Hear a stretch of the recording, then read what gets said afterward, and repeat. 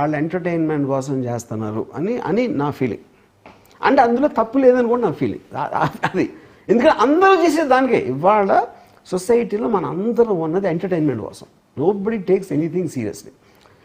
అప్పుడు ఇప్పుడు నేనున్నాను అనుకోండి, నాకు అంటే దీన్ని తప్పించుకోవడానికి నేను పారిపోయి దుబాయో లేకపోతే ఎక్కడో వెళ్ళిపోయి దానికి ఏదో తప్పనిసరి పరిస్థితుల్లో నన్ను రిమాండ్ తీసుకొని జైలుకి తీసుకెళ్ళండి. I prefer to go to jail. ఎందుకంటే జైల్లో నాకు 2-3 మంచి కథలను దొరుకుతాయి.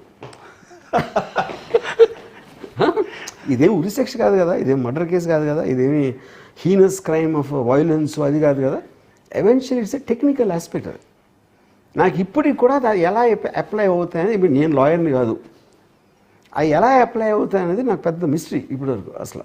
So that of course the court will decide, the highest authority, that's okay. Yeah. అంటే మీరు పోలీస్ జైలుకి వెళ్ళటానికి కూడా సిద్ధపడిపోయి ఉన్నారు అది కేసు అంటే